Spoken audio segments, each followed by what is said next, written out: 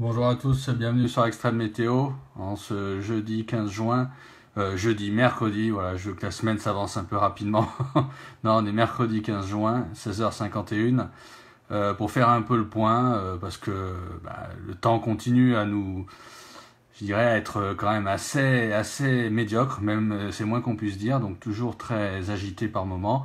Alors cet après-midi, comme prévu, on a déjà des orages, donc on a eu notamment un orage assez violent du côté de Strasbourg tout à l'heure, là, qui a donné de fortes chutes de grêle. On a vu d'ailleurs des tapis blancs, comme on n'avait pas vu d'ailleurs cet hiver, honnêtement. Donc là, on voit que c'est toujours très orageux du côté du Bas-Rhin, de l'autre côté de la frontière, du côté de l'Allemagne aussi. Il y a des orages aussi qui se forment à nouveau du côté de la Lorraine également. Puis partout ailleurs, on a des orages un petit peu disséminés, un peu à droite à gauche, on va dire, mais sans grande violence pour l'instant. Mais ce qu'on surveille surtout, c'est la dégradation orageuse qui est en train de s'opérer par le Pays Basque. Bon, l'activité électrique est pour l'instant surtout en mer, mais normalement tout cela va rentrer dans les terres avec de fortes pluies à prévoir ce soir. Et donc les fortes pluies vont se décaler après vers les Pyrénées, enfin Midi-Pyrénées plutôt, et notamment Languedoc-Roussillon et la basse vallée du Rhône. Là, on le voit notamment au niveau de l'animation. Alors, je prends le modèle arôme, mais éventuellement, ça peut être valable aussi sur d'autres modèles, bien qu'il y ait des disparités forcément entre les modèles. Là, on voit qu'en cours de soirée, on a un épisode donc pluvieux orageux qui se met en place. Assez costaud, notamment du côté de Midi-Pyrénées. Et après, on voit qu'en cours de soirée, ça s'avance petit à petit vers 23h. On aura un axe qui va s'établir entre l'Espagne et en remontant sur Midi-Pyrénées. Et puis après, en cours de nuit, ça s'avance sur Languedoc-Roussillon. Alors ça sera surtout l'eau des Pyrénées-Orientales semble un peu épargnée, mais par contre, on pourrait avoir des fortes pluies orageuses sur l'est de l'Hérault, sur le Gard également, et puis après, notamment en cours de nuit, et là, ça sera, à mon avis, là où ça sera le plus important, du côté de la basse vallée du Rhône, en remontant vers la Drôme aussi, vers l'est de la Drôme, et en remontant vers les Alpes. Alors là, on arrive à un timing 6h du matin à peu près, 5-6 heures du matin. Alors, il faut savoir que tout cela, ça peut éventuellement s'avancer un petit peu dans le temps. Moi, j'aurais tendance à penser qu'on aura de fortes pluies orageuses, notamment vers la basse vallée du Rhône, peut-être à partir de minuit, minuit, 1h. Je pense que ça peut s'avancer un petit peu dans le temps. Enfin, à voir. Après, la chronologie à voir. Pour l'instant, par rapport au modèle, on n'a pas de... C'est assez réglo en termes de dégradation. Je regarde en même temps sur un autre modèle aussi que j'utilise, se rapprochant notamment du VRF, et ce modèle est également aussi plus ou moins, on va dire, un peu différent, parce que lui, dans la mesure, et j'aurais tendance à le rejoindre, il a tendance à voir d'ores et déjà, lui, les fortes pluies vers 1h du matin, vers minuit, 1h du matin, sur la vallée du Rhône. Donc j'aurais tendance à le rejoindre. Arôme me semble un peu tardif, on va dire. Alors, retour donc sur ces fortes pluies, donc ça sera des fortes pluies qui seront orageuses, donc avec une activité électrique par moment assez importante. On aura éventuellement sous ces orages des fortes rafales de vent, c'est des rafales de vent éventuellement qui peuvent approcher les 80 km/h, peut-être très localement davantage. On ne peut pas exclure également quelques chutes de grêle aussi localisées sous ces orages. Et également, notamment près du littoral héroltais, notamment, et notamment en allant vers le littoral là-bas vers la Camargue également. On ne peut pas exclure, en raison de cisaillement en basse couche également, un phénomène tourbillonnaire. Donc voilà. Donc soyez prudents, je dirais, entre toutes ces régions là, notamment entre Midi-Pyrénées, Languedoc, plutôt le Languedoc parce que le Roussillon semble quand même, comme je disais, un peu épargné. Et en remontant après vers la basse vallée du Rhône également, notamment le Vaucluse, la Drôme, l'extrême est de l'Ardèche aussi, le Gard également. Voilà, on aura quand même des fortes pluies orageuses. Et donc on va voir. Donc je salue Brandon qui est avec nous, et je salue Olivier aussi qui me confirme que ça se couvre à Montpellier. Oui, donc c'est tout à fait normal. C'est comme on dit, le calme avant la tempête. D'ailleurs ce soir pour le match à Marseille entre la France l'Albanie, on peut peut-être craindre déjà quelques averses courant du match, plutôt vers la fin du match, mais bon, voilà, ça sera pas, après ça sera pas non plus catastrophique pour le match. Voilà un peu ce que je voulais dire concernant la dégradation de ce soir, donc qui va perdurer cette nuit et qui va se décaler ensuite demain dans la journée plutôt sur PACA, sur l'est de PACA, on va dire. Et demain après-midi, on retrouvera à nouveau des averses un peu partout sur la France, éventuellement orageuses. Voilà un petit peu ce que je voulais dire par rapport à cela. Après, bon, pour la fin de semaine et pour le week-end, on va avoir une instabilité qui va globalement diminuer, avec, je dirais, ce Talweg là, c'est donc une descente dépressionnaire qu'on a sur nous là actuellement, qui va, vous voyez, regardez là, je vais passer à donc jeudi, vous voyez, bon, le Talweg est toujours là, la descente dépressionnaire est toujours là, et on voit que vendredi, petit à petit, on voit que ça commence à se résorber, on voit notamment que les pressions ont tendance à remonter, vous voyez que ça devient un peu moins clair, donc ça devient un peu plus jaune, donc ça signifie qu'en altitude aussi, on a de l'air de moins en moins froid. Et donc vous verrez que samedi, vous voyez que déjà l'amélioration se confirme. On retrouvera certainement des éclaircies un peu plus élargies, notamment sur le nord-ouest de la France, sur la moitié ouest. Par contre, on risque de retrouver encore de l'instabilité du sud-ouest au nord-est samedi après-midi notamment. Et puis dimanche, ça semblerait encore être mieux, avec des conditions anticycloniques qui gagnent par l'ouest. Et là, on a des pressions, vous voyez, qui remontent 1025 hectopascals. Et dimanche pourrait être une journée pas désagréable, mais par contre, il faudra encore compter sur éventuellement encore de l'instabilité en cours d'après-midi, notamment vers les Alpes, le secteur où on aura encore de l'air froid en altitude, peut-être même le Massif central, peut-être même aussi le Jura, les Vosges. Mais bon, voilà, on aura une amélioration. Alors la question que tout le monde se pose, on en revient là, et c'est un peu, je dirais, le but de ce direct avec vous, c'est est-ce qu'on va avoir enfin une amélioration? Ça, c'est la grosse question qu'on se pose. Alors la question, alors vous voyez, là on est sur dimanche, là je suis sur le modèle américain, je suis sur le modèle GFS. C'est pas le modèle honnêtement que je prends obligatoirement toujours en référence, parce que je trouve que le modèle européen CEP est plus performant, mais on va commencer par le GFS. Donc vous voyez que lundi, vous voyez, alors là c'est ce qu'on appelle nous une version déterministe, c'est-à-dire que c'est un scénario, donc ce scénario il n'est pas à prendre au pied de la lettre, il y a différents scénarios au sein de ce même modèle. Et là, donc on a un scénario, voilà, qui nous amène donc à lundi. Si on suit au pied de la lettre le modèle GFS, lundi pourrait être une belle journée parce qu'on a des pressions de 1020 hectopascales, on a globalement donc des conditions anticycloniques qui s'installeraient, mais par contre on pourrait avoir peut-être un peu d'instabilité sur l'extrême sud-est et la Corse. Alors est-ce que maintenant la question, est-ce que ça perdure par la suite?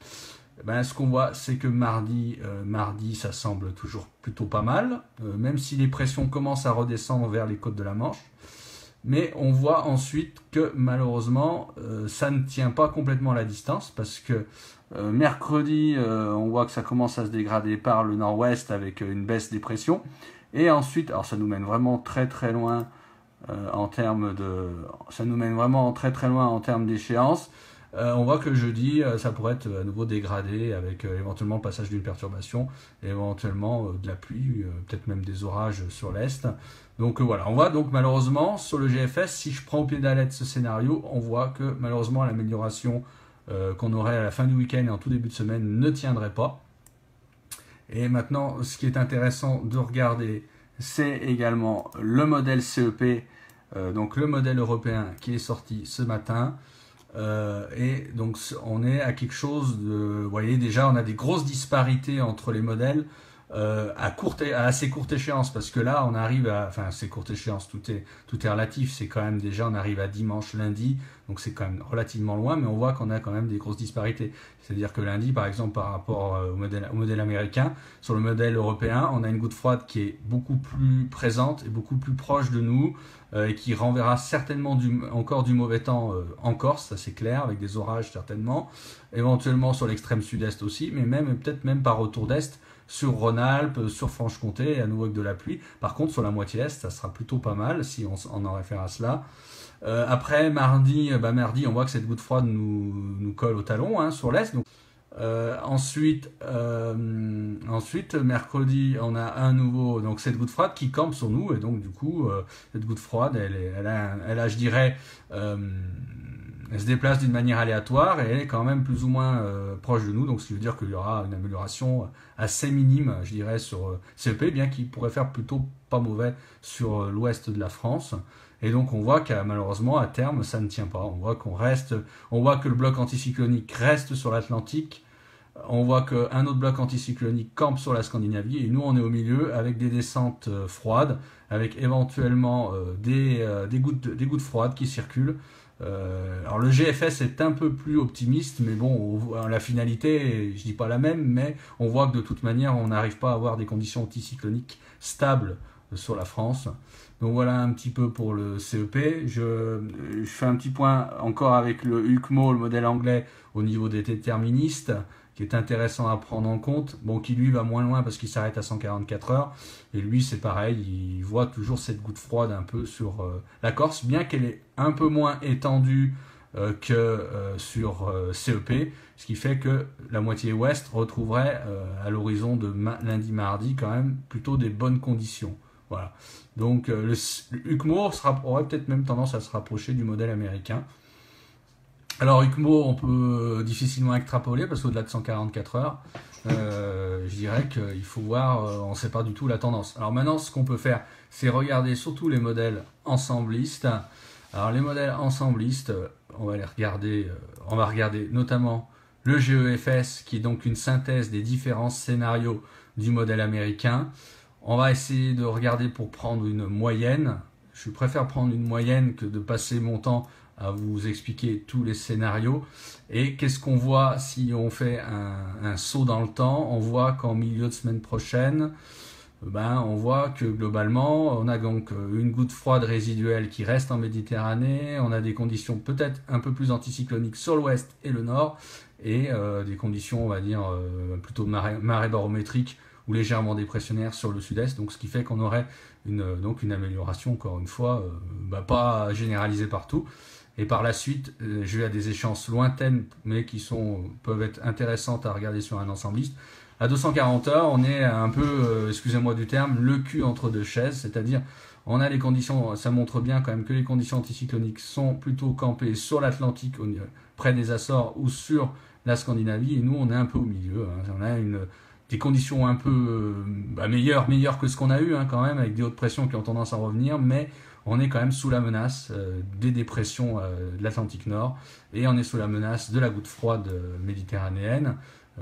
Donc voilà, alors ça c'est le GEFS. Je vais regarder encore avec vous deux autres modèles ensemblistes. On regarde le modèle CEP. Alors le modèle CEP, je prends encore une fois une moyenne. Le modèle CEP, vous voyez, est à peu près, on va dire jusqu'à mardi, est à peu près équivalent au modèle GFS, à l'américain, mais on voit quand même que on est un peu ignoré par les hautes pressions. Les hautes pressions vont se caler plutôt, donc encore une fois, sur l'Atlantique ou sur la Scandinavie, et nous, on est au milieu, pris en sandwich avec sous l'éventuelle influence des basses pressions qui descendent du Groenland. Et on a également donc le comportement de cette goutte froide en Méditerranée qui reste à cerner, et encore plus loin on voit qu'on est dans une situation encore bâtarde où on n'est pas franchement dans les hautes pressions, pas franchement dans le mauvais, donc c'est difficile quand même de dégager une vraie tendance. Moi j'aurais tendance à croire quand même que l'amélioration va être peut-être présente, mais ne sera pas généralisée à tout le pays, et il faudra craindre quand même par moment encore de l'instabilité, éventuellement des orages, peut-être même notamment dans l'Est ou le Sud-Est. Là, je prends le modèle NAEFS qui est intéressant aussi, qui est une synthèse de 40 scénarios américains et canadiens. Donc ça comprend quand même beaucoup de modèles. Donc c'est une moyenne, encore une fois. Et la moyenne, elle est également un peu comme GEFS et CEP. On est effectivement pas complètement sous l'influence des hautes pressions. On reste même dans ce qu'on appelle un marais barométrique, avec éventuellement, éventuellement le déplacement peut-être de petites gouttes froides. Alors parce qu'on a quand même une tendance aussi, c'est que les hautes pressions restent assez hautes en latitude, donc si bien qu'à des latitudes plus méridionales, on a la circulation de gouttes froides aussi. Donc voilà, tout cela est compliqué, donc si bien que la semaine prochaine, en finalité, qu'est-ce que je peux vous dire? Je vais vous dire ce que je pense personnellement. J'ai tendance à penser qu'on aura une amélioration effectivement, comme je vous disais, peut-être plutôt dans l'ouest, éventuellement dans le nord, si ça reste en l'état, mais par contre que sur les autres régions, ça restera quand même assez mitigé.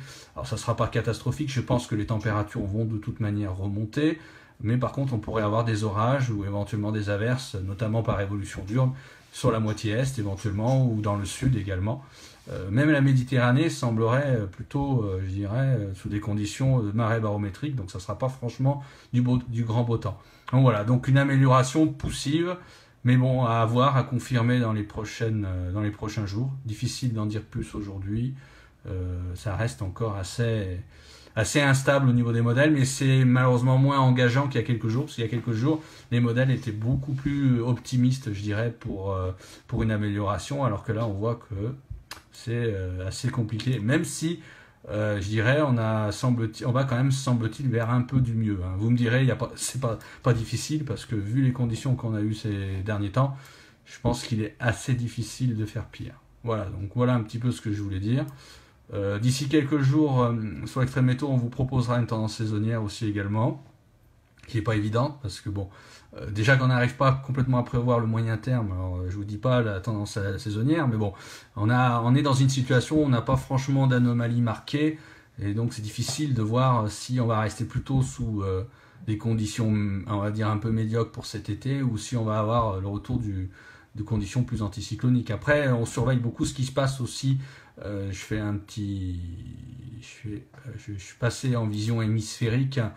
On surveille beaucoup aussi ce qui se passe, je dirais, aux hautes latitudes. C'est-à-dire quand vous avez sur le Groenland, par exemple, des basses pressions, je dirais que c'est des conditions quand même plus favorables en été pour avoir une remontée, nous, de ce qu'on appelle la ceinture anticyclonique sur l'Europe. Vous voyez, c'est un peu le cas quand même quand on regarde le NAEFS à échéance longue, en échéance de 140 heures. C'est ce qu'on voit. Seulement, malheureusement, nous, on n'a pas de chance parce que les conditions anticycloniques remontent quand même assez haut en latitude, toujours. Et donc, nous, on est plutôt sous l'influence de pseudo-gouttes froides ou de marée barométrique sur le pays. Donc, ce qui fait qu'on n'a pas une franche amélioration. Donc voilà, donc c'est un peu ça. Donc c'est mieux avoir des basses pressions haute latitude que des hautes pressions. Parce que les hautes pressions, c'est l'effet contraire. Les hautes pressions, c'est ce qu'on a eu jusqu'à maintenant. C'est-à-dire les hautes pressions, elles sont installées ici. Et donc les basses pressions, bien sûr, les dépressions sont bien obligées de circuler quelque part. Hein. La nature a horreur du vide. Donc du coup, les dépressions sont attirées comme un aimant plutôt sur l'Atlantique ou sur l'Europe. Et donc du coup, on se retrouve dans des conditions exécrables comme on a eu.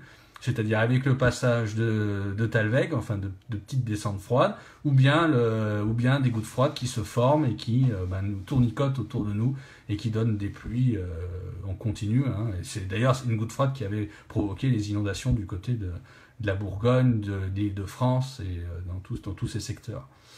Donc, voilà un peu ce qu'on peut dire. Voilà, écoutez, sur ce, je vous souhaite une bonne fin d'après-midi et je vous dis à très bientôt.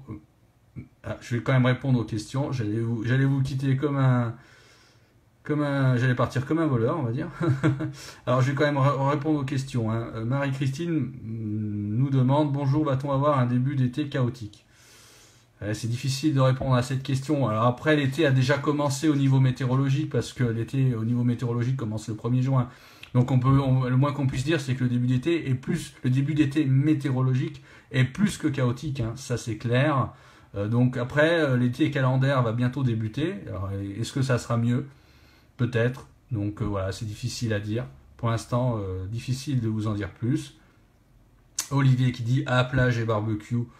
Ouais, oh, la plage pour la Méditerranée, je pense qu'il n'y a pas trop d'inquiétude à avoir. On peut avoir peut-être un peu d'instabilité, mais là on a des conditions qui se dégradent là momentanément ce soir et demain, mais je dirais que le beau temps va plutôt revenir, même si la semaine prochaine il faudra surveiller éventuellement je dirais sur les modèles à moyen terme ça reste en l'état. Si on a un marais barométrique ou une goutte froide en Méditerranée, il faudra surveiller un temps un peu plus instable au bord de la Méditerranée. Alors Cyril nous dit: l'été j'y crois vraiment plus, cette année c'est nul. méfiance, méfiance, parce que je rappellerai qu'il y a 3 ans, en 2013, on a eu un printemps extrêmement pourri, encore plus que cette année, avec un temps exécrable jusqu'en juin, et vraiment avec des très mauvaises conditions, hein. C'était même pire que cette année. En termes de conditions en continu, en termes d'ensoleillement, c'était même pire. En termes de température, c'était bien pire. Après, en termes de précipitations, je crois que c'était un peu moins parce que c'est vrai que cette année, on a eu énormément de précipitations.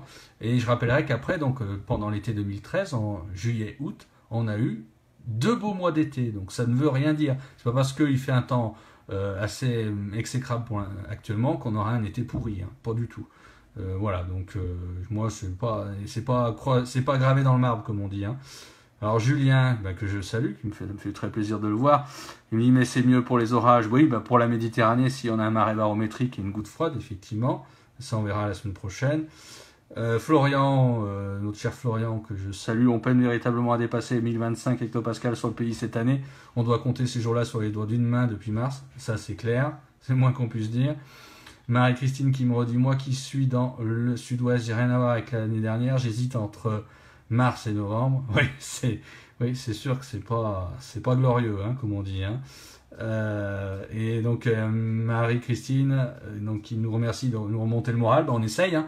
On est comme vous, on essaye quand même de trouver une porte de sortie, le bout du tunnel. Parce que bon, c'est vrai qu'on est quand même une période où c'est assez désagréable. Je dirais même, on a beau être passionné de météo, on est passionné de météo, mais on est un peu frustré. On manque aussi d'ensoleillement également. Et on manque d'ensoleillement, un peu trop de pluviométrie. Et puis voilà, donc c'est un peu... déjà dans un climat général un peu anxiogène, on a un peu besoin d'ensoleillement, de soleil et de pouvoir faire des activités extérieures. C'est un peu compliqué. Donc c'est pour ça que là, on essaye vraiment de guetter la porte de sortie. Mais la porte de sortie, comme j'ai expliqué avant, elle n'est pas matérialisée d'une très belle manière pour l'instant. Ça reste quand même bien mitigé et bien difficile de vous dire que dans 8-10 jours, ça sera le grand beau temps avec le retour d'une certaine chaleur, quoi, hein. Voilà, donc voilà ce qu'on peut dire. Moi, je vais pas tarder de vous laisser. Je vais tous vous saluer. Passez une fin d'après-midi. Un bon match ce soir pour ceux qui vont suivre. Et voilà, donc j'espère qu'on reviendra avec des meilleures nouvelles, tout simplement. Voilà, merci. Bonne fin d'après-midi. Ah, dernière question, j'allais partir, mais je réponds quand même aux questions. Guillaume, que je salue, va-t-il y avoir encore une canicule? Alors là, pour l'instant, c'est pas du tout en prévision. Si on reste sur les tendances à 8, 10, même 15 jours, je ne crois pas du tout en une canicule, bien au contraire. Après, pour autant, la canicule, on ne peut pas l'exclure, hein. On peut très bien avoir une semaine de canicule entre juillet et août, hein. On peut avoir d'ailleurs un été assez normal en termes de température, mais un été qui abrite au sein d'une semaine une canicule, hein. C'est possible, hein. Je dirais, rien n'est exclu, quoi, hein. Voilà. Allez, merci, bonne fin d'après-midi. Au revoir, merci.